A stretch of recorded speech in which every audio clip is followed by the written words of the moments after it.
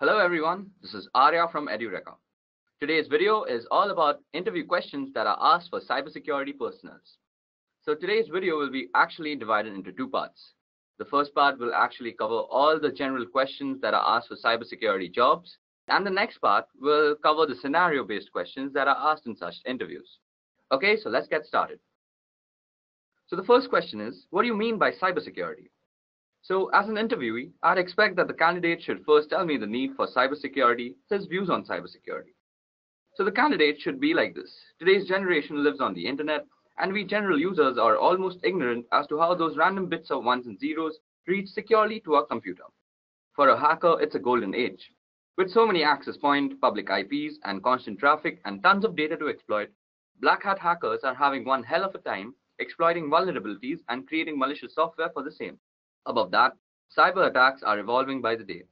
Hackers are becoming smarter and more creative with their malware, and how they bypass virus scans and firewalls still baffle many people. Therefore, there has to be some sort of protocol that protects us against all these cyber attacks and makes sure our data doesn't fall into the wrong hands. This is exactly why we need cybersecurity. Now for defining cybersecurity, here goes. Cybersecurity is a combination of processes, practices, and technologies designed to protect networks, computers, programs, data, and information from attack, damage, or unauthorized access. Okay, so moving on to the next question is, what do you have on your home network?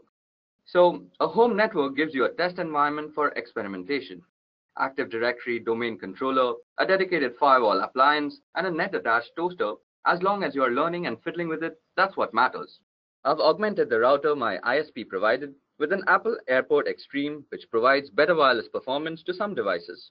From there, I've extended the wired part of the network into two parts of the house using 5-port Ethernet switches, my office and living room, each with 4 devices. In the office, I have a network-attached storage device, which provides shared data folders to every device for movies and TV streaming anywhere in the house, as well as backups. In the living room is a range of gaming consoles, a TiVo box, and an Android media player. Despite owning a smart TV, it's not hooked into my network simply because the device we own do a far better job of anything the smart TV offers. Okay, now moving on to the next question is, what is encryption and why is it important? Well, a process of converting data into an unreadable form to prevent unauthorized access and thus ensuring data protection is called encryption. Encryption is important because it allows you to securely protect data that you don't want anyone else to have access to. Businesses use it to protect corporate secrets, governments use it to secure classified information, and many individuals use it to protect personal information to guard against things like identity theft. Okay, so that explains encryption and why it is important. Moving on, tell me the difference between symmetric and asymmetric encryption. Okay, so if we compare on the basis of keys, symmetric encryption has the same secret key for both encryption and decryption, whereas asymmetric uses different keys for encryption and decryption purposes. Performance-wise, symmetric encryption is fast but is more vulnerable, while asymmetric encryption is slightly slower due to high computation. Some examples of symmetric are DES and 3DES, while asymmetric, the most popular is RSA and Diffie-Hellman. Okay, so time for the next question. So what is the CIA triad? Now, in this question, the candidates should explain what is CIA triad and what it is used for. So here's the answer. The CIA triad for information security provides a baseline standard for evaluating and implementing information security, irrespective of the system and/or organization in question, where confidentiality is all about making sure that data is accessible only to its intended individual. Measures undertaken to ensure confidentiality are designed to prevent sensitive information from reaching the wrong people while making sure that the right people can in fact get it. Integrity, on the other hand, is all about making sure that data is kept properly intact without it being meddled with an unauthorized way. Data must be changed in transit, and steps must be taken to ensure that data can be altered by unauthorized people. These measures include file permission and user access controls. On the topic of availability, well, it is all about making sure that data and computers are available as needed by authorized parties. Moving on to the next question is, what do you understand by risk, vulnerability, and threat in a network? Well, threat refers to someone or something with the potential to do harm to a system or an organization. Moving on, vulnerability refers to a weakness of an asset that can be exploited by one or more attackers. In other words, it is an issue or bug that allows an attack to be successful. Last but not the least, risk refers to the potential for loss or damage when a threat exploits a vulnerability. Okay, the next question is, how do you report risk? Well, risk needs to be assessed first before it can be reported. There are two ways you can actually analyze risk. The first is, it can be either quantitative or qualitative.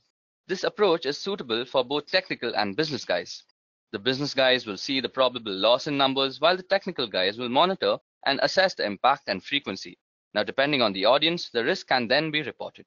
Moving on, how do you differentiate between IPS and IDS systems? Well, first of all, IDS stands for Intrusion Detection System and IPS is Intrusion Prevention System. Now, IDS just detects the intrusion and leaves the rest to the administrator for assessment and evaluation or any further action. IPS, on the other hand, detects the intrusion and takes necessary actions to further prevent intrusion. Also, there is a difference in the positioning of devices in the network. Although they work on the same concept, the placement is very, very different. Moving on, what do you know about cybersecurity frameworks? Well, Cybersecurity Framework is a voluntary guidance based on existing guidelines and practices for organizations to better manage and reduce cybersecurity risks. Besides helping associations oversee and decrease probable risks, it was intended to cultivate risk and cybersecurity administration communications among both inner and outer authoritative partners. Most frequently adopted cybersecurity frameworks are PCI DDS, which stands for Payment Card Industry Data Security Standards, the ISO 27001 and 27002, which is the International Organization for Standardization, then CIS, which stands for Critical Security Control, and the most famous cybersecurity framework is NIST. Moving on to the next question, which is, what is weak information security? Well, information security policy is considered to be weak if it does not meet the criteria of an effective one. The criteria include distribution, review, comprehension, compliance, and uniform. Information security is weak if the policy has not been made readily available for review by every employee within an organization, or the organization is unable to demonstrate that the employees understand the content of the policy document. This is when an information security is considered weak. Moving on to the next question is, what's the better approach of setting up a firewall? Okay, so following are the steps you should take to configure your firewall. The first is a username and password. Modify the default password for your firewall device. Next is the remote administration, which will disable the feature of remote administration from the outside network. Then comes port forwarding. For certain applications to work properly, such as a web server or FTP server, you need to configure appropriate port forwarding. Next comes the DHCP server, which is installing a firewall on a network with an existing DHCP server will cause conflict unless the firewall's DHCP server is disabled. Then is logging. Now, in order to troubleshoot firewall issues or potential attacks, you want to make sure to enable logging and understand how to view the logs. Last but not least, we need to actually go through the policies. Now, if you want to have solid security policies in place, make sure that your firewall is configured to enforce those policies. Moving on to the next question is, can you explain SSL encryption?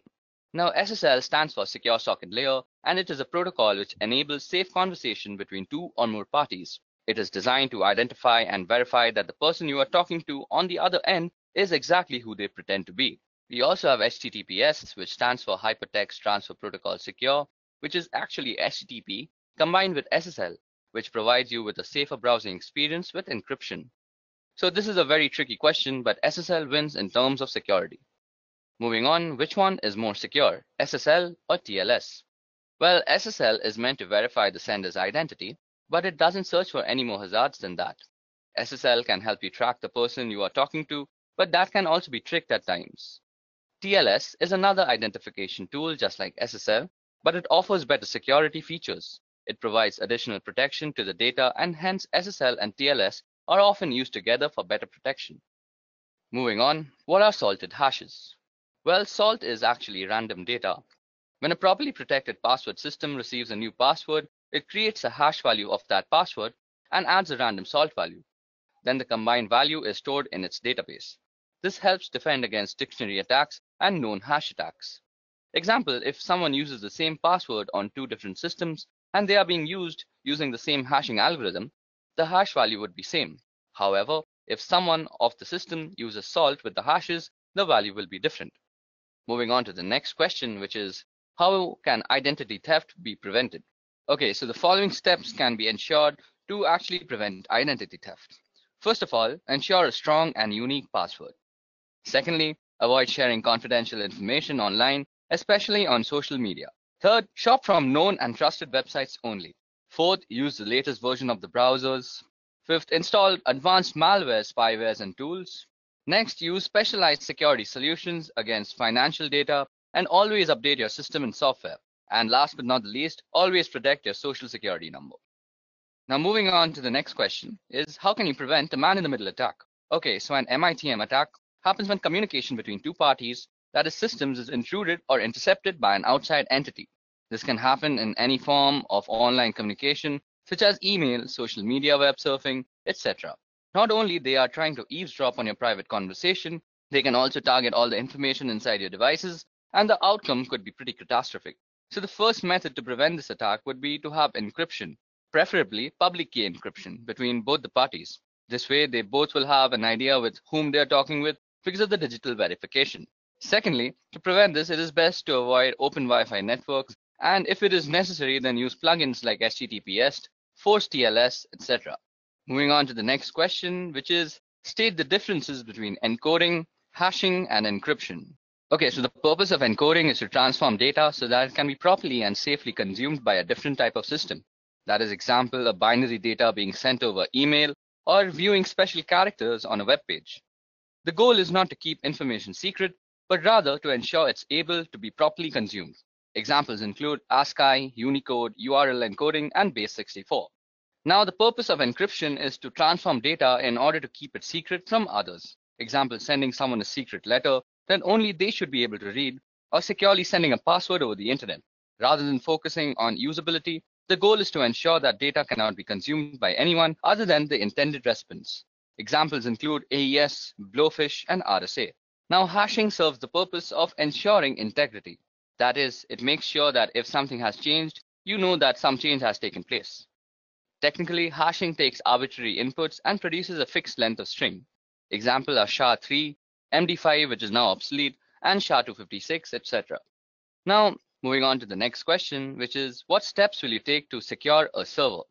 Now, Secure Server uses the Secure Socket Layer protocol for data encryption and decryption to protect data from unauthorized interception. Here are 4 simple ways you can actually secure a server. So the first way is that you make sure that you have a secure password for your root and administrator user. The next thing you need to do is to make new users on your system. These will be the users you'll use to manage the system. Step 3 is remove remote access from the default or root administrator accounts. And the last step is to configure your firewall rules for remote access.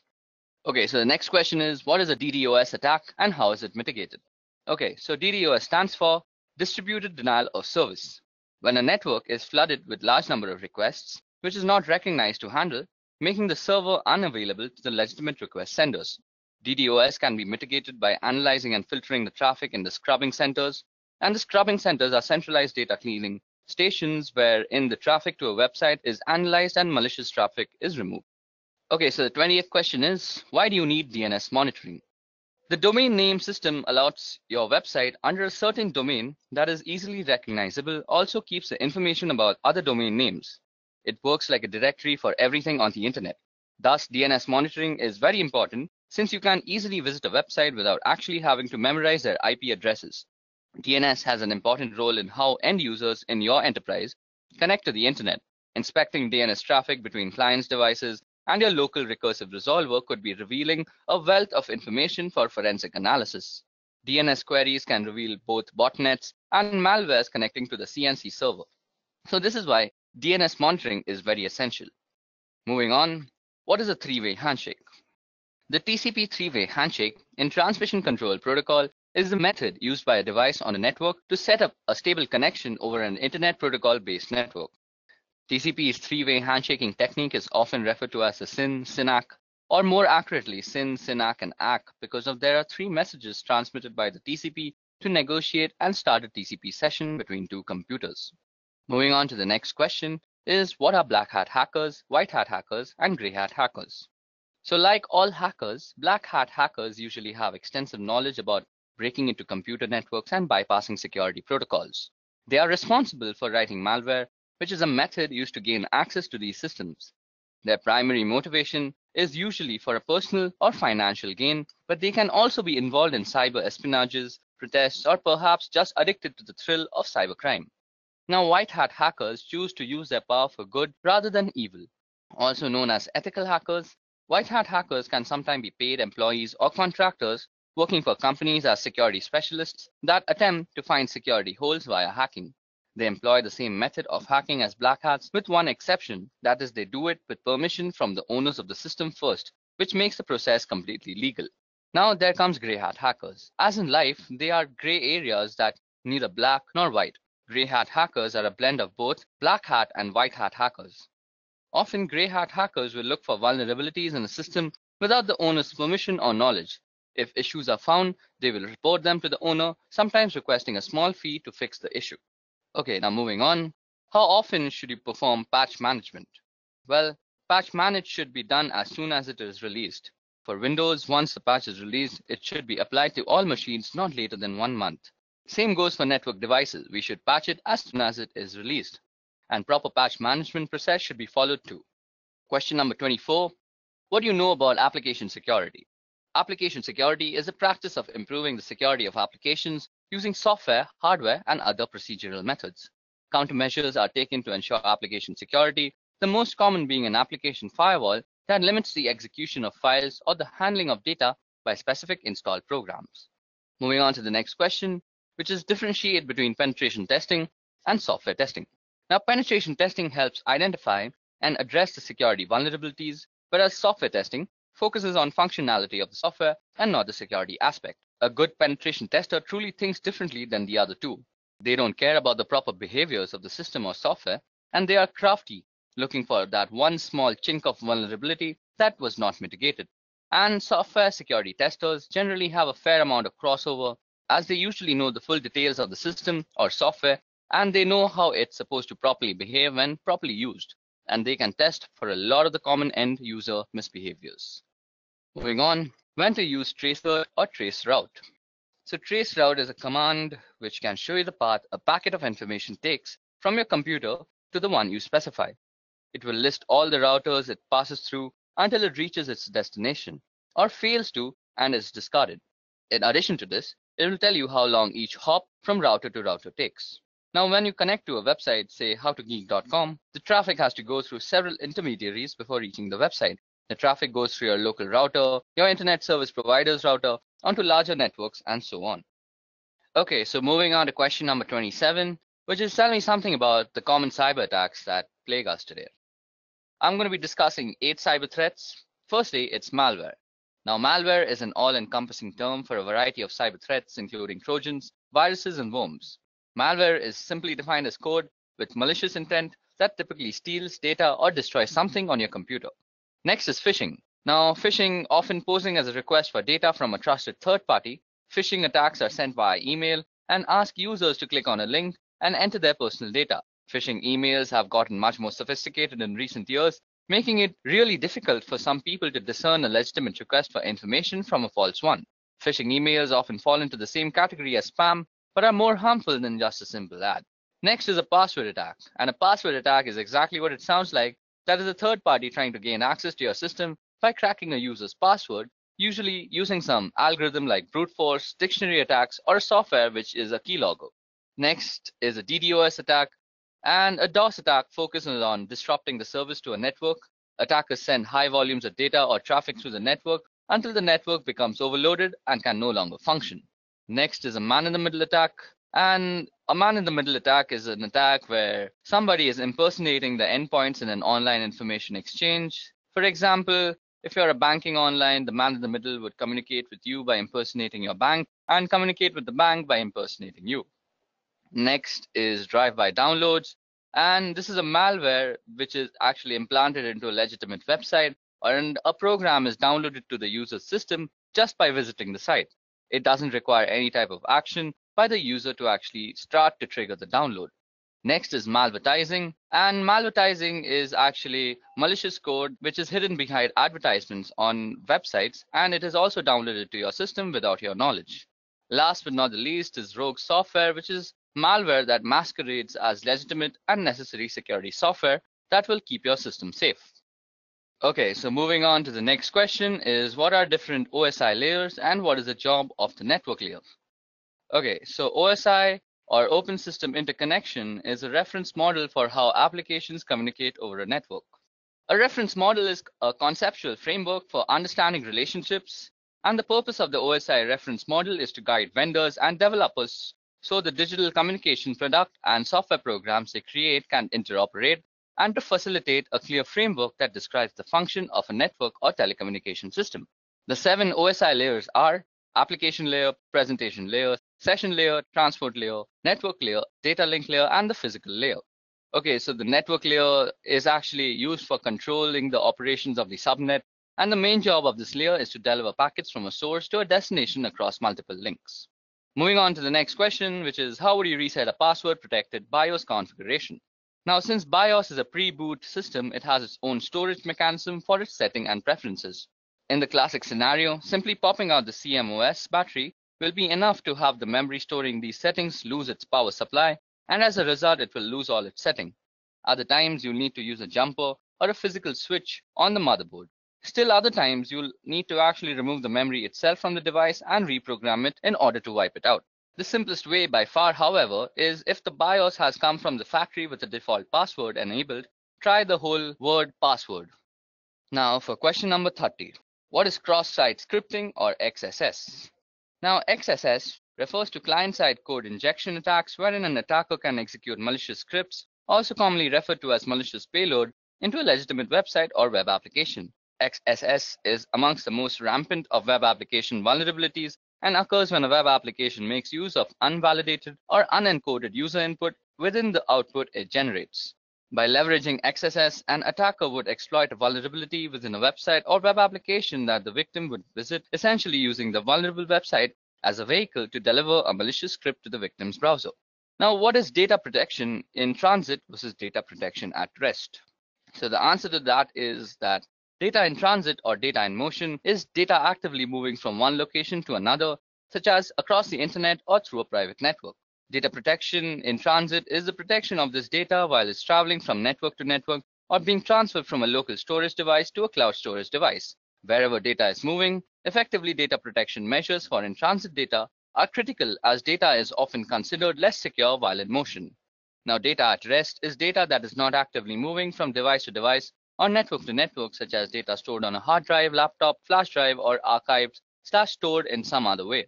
Data protection at rest aims to secure inactive data stored on any device or network. While data at rest is sometimes considered to be less vulnerable than data in transit, attackers often find data at rest a more valuable target than data in motion. The risk profile for data in transit or data at rest depends on the security measures that are in place to secure data in either state. Moving on to question number 32 is tell me the differences between cybersecurity and network security. Okay, so cybersecurity describes that the policies and procedures implemented by a network administrator to avoid and keep track of unauthorized access, exploitation, modification, or denial of the network and the network resources. Network security describes the process and practices designed to protect network, computers, programs, and data from attack, damage, or unauthorized access. In a computing context, security includes both cybersecurity and physical security. While cybersecurity is concerned with threats outside the castle, network security is worried about what is going on within the castle walls. The cybersecurity specialist is the crusading knight defending the kingdom, and network security focuses on the barbarians at the gate and how the castle connects to the world around it. Moving on to question number 33, which is how will you prevent data leakage? Data leakage is when data gets out of the organization in an unauthorized way. Data can get leaked through various ways, that is emails, prints, laptops getting lost, unauthorized upload of data to public portals, removable drives, photographs, etc. A few controls can be restricting uploads on internet websites, following an internal encryption solution, restricting the mails to internal networks, or restriction on printing confidential data, etc. Moving on to the next question, which is what is ARP and how does it work? Okay, so Address Resolution Protocol, or ARP, is a protocol for mapping an internet protocol address to a physical machine address that is recognized on the local network. On the topic of how it works, when an incoming packet destined for a host machine on a particular local area network arrives at a gateway, the gateway asks the ARP program to find a physical host or MAC address that matches the IP address. Now the ARP program looks into the ARP cache, and if it finds the address, it provides it so that the packet can be converted to the right packet length and format and send it to the machine. Now, if no entry is found for the IP address, ARP broadcasts a request packet in a special format to all machines on the LAN to see if one machine knows that it has the IP address associated with it. So for question number 35 is, what is 2FA and how can it be implemented for the public websites? So an extra layer of security that is known as multi-factor authentication requires not only a password and username, but also something that only that user has on them. That is a piece of information only they should know or have immediately to hand, such as a physical token. Authenticator apps replace the need to obtain verification code via text, voice call, or email. For example, to access a website or web-based service that supports Google Authenticator, the user types in their username and password. That is a knowledge factor. Okay, now time for question number 36, which is, what techniques can we use to prevent brute force login attacks? So here the attacker tries to determine the password for a target through a permutation of fuzzing process. As it is a lengthy task, attackers usually employ software such as Fuzzer to automate the process of creating numerous passwords to be tested against target. To avoid such attacks, password best practices should be followed, mainly on critical resources like servers, routers, exposed services, and so on. Okay, so now time for the next question, which is, what is cognitive cybersecurity? Now, the applications of artificial intelligence technologies pattern on human thought process to detect threats and protect its physical and digital system. Self-learning security systems use data mining, pattern recognition, and natural language processing to simulate the human brain, albeit in a high-powered computer model. This is exactly what cognitive cybersecurity is. So what is port blocking within LAN?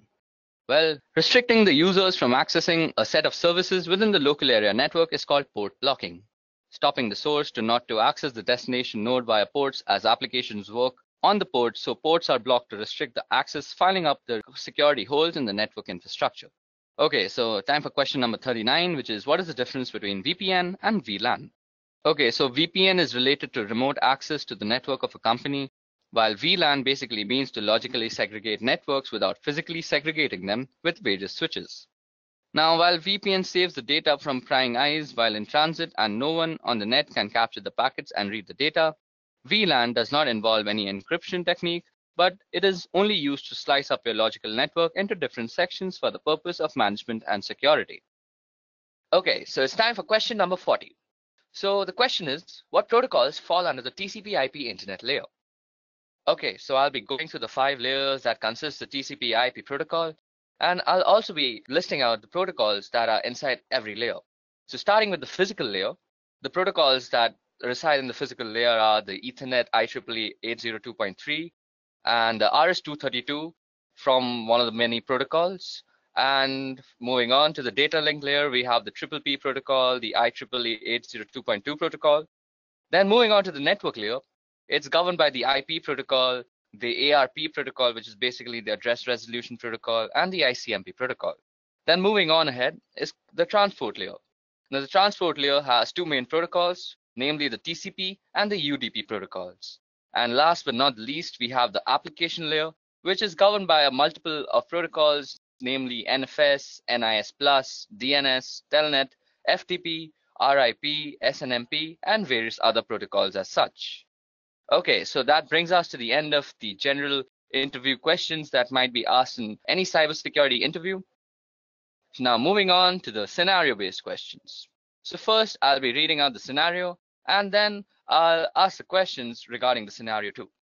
Okay, so for scenario number 1, we have, you receive the following email from help desk. So the email goes as follows. Dear UCSC email user, beginning next week, we will be deleting all inactive email accounts in order to create space for more users. You are required to send the following information to continue using your email account. If we do not receive this information from you by the end of the week, your email account will be closed. So then the email actually goes on to ask the various credentials like name, email login, password, DOB, and alternate email.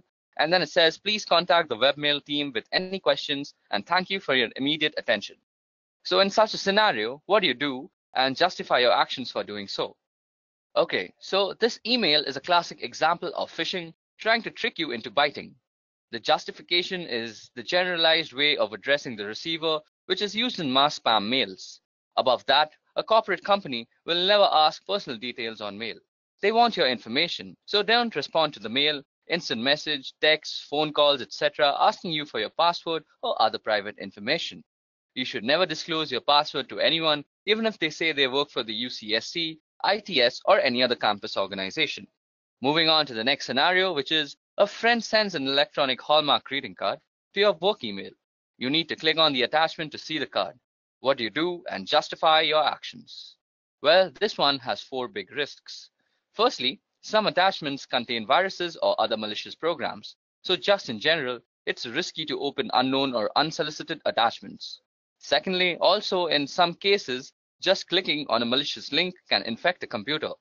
So unless you are sure a link is safe, don't really click on it. Third, email addresses can be fake. So just because the email says it is from someone you know, you can't be certain of this without checking with the person. Fourth, finally, some websites and links look legitimate, but they're really hoaxes designed to steal your information. So what we have to do is actually not click on the email and actually ignore it completely. Moving on to the next scenario, which is one of the staff members in ITS subscribes to a number of free IT magazines. Among the questions she was asked in order to activate her subscriptions, one magazine asked her for a month of birth, a second asked for a year of birth, and a third asked for her mother's maiden name. What do you infer is going on in this situation and justify? Well, all 3 newsletters probably have the same parent company or are distributed through the same service. The parent company or service can combine individual pieces of seemingly harmless information and use or sell it for identity theft. Then it is even possible that there is a 4th newsletter that asks for a day of birth as one of the activation questions. Often questions about personal information are optional. In addition to being suspicious about situations like the one described here, never provide personal information when it is not legitimately necessary or to people or companies you don't personally know. So now time for scenario number 4. Well, in our computing labs and departments, print billing is often tied to users' login. People log in, they print, and then they get a bill. Sometimes people call to complain about bills for printing they never did, only to find out that the bills are indeed correct. So what you infer is going on in this situation and justify your inference. Sometimes they realize they loaned their account to a friend who couldn't remember his or her password, and the friend did the printing and thus the charges. It's also possible that somebody came in from behind them and used their account. Now, this is an issue with shared or public computers in general. If you don't log out of the computer properly when you leave, someone else can come in from behind and retrieve what you were doing and use your accounts. Always log out of accounts, quit programs, and close browser windows before you walk away from a general public computer. Now, moving on to scenario number 5, we have that we saw a case a while back where someone used their Yahoo accounts at a computer lab on a campus. She made sure her Yahoo account was no longer open in the browser window before leaving the lab. Now someone came in behind her and used the same browser to re-access her accounts. They started sending emails from it and caused all sorts of mayhem. So what do you think might have gone wrong here? Well, the first person probably didn't log out of her account, so the new person could just go into the history and access it. Secondly, another possibility is that she did log out but didn't clear her web cache. This is done through the browser menu to clear pages that the browser has saved for future use. Time for scenario number 6 now. Okay, so 2 different offices on campus are working to straighten out an error in an employee's bank account due to a direct deposit mistake. Office number 1 emails the correct account and deposit information to office number 2, which promptly fixes the problem. The employee confirms with the bank that everything has indeed been straightened out. So what is exactly wrong here? Well, account and deposit information is sensitive data that could be used for identity theft. Sending this or any kind of sensitive information by email is very risky because email is typically not private or secure. Anyone who knows how can access it anywhere along its route. So as an alternative, the 2 offices could have called each other or worked with the ITS to send the information in a more secure fashion. Okay, moving on to the next scenario, which is the mouse on your computer screen starts to move around on its own and click on things on your desktop. What do you do in such a situation? A. Call your coworker over so they can see. B. Disconnect your computer from the network. C. Unplug your mouse. D. Tell your supervisor. E. Turn the computer off. F. Run an antivirus. Or G. All of the above. So we have to select all the options that apply in this situation. So the options that apply are B and D, which is basically disconnect your computer from the network and tell your supervisor. So this is definitely suspicious. Immediately report the problem to your supervisor and the ITS support center. Also, since it seems possible that someone is controlling the computer remotely, it is best if you can disconnect the computer from the network and turn off wireless if you have it until help arrives. If possible, don't turn off the computer. Okay, time for scenario number 8. So below are a list of passwords pulled out of a database. Now, which of the following passwords meet the UCSC's password requirement? Okay, so the third password, which is option number C, is the only one that meets all the following of the UCSC's requirement. It has at least 8 characters in length. It contains at least 3 of the following 4 types of characters, which are lowercase characters, uppercase characters, numbers, and special characters. And not a word is preceded or followed by a digit. So it's the third option which is correct in this situation. Moving on to the second last scenario we have for today is you receive an email from your bank telling you there is a problem with your account. The email provides instructions and a link so you can log in to fix your account and fix the problem in doing so. So what should you do? Well, we have to delete the email, and better yet, use the web client that is Gmail, Yahoo Mail, etc. and report it as spam or phishing and then delete it. Any unsolicited email or phone call asking you to enter your account information, disclose your password, financial account information, social security number, or any other private or personal information is suspicious, even if it appears to be from a company you are familiar with. Always contact the sender using a method you know is legitimate to verify that the message is indeed from them. Okay, so it's time for our last scenario of the day, which is a while back, the IT folks got a number of complaints that one of our campus computers was sending out Viagra spam. They checked it out and the reports were true. A hacker had installed a program on the computer that made it automatically send out tons of spam email without the computer's own knowledge. So how do you think the hacker got into the computer to set this up?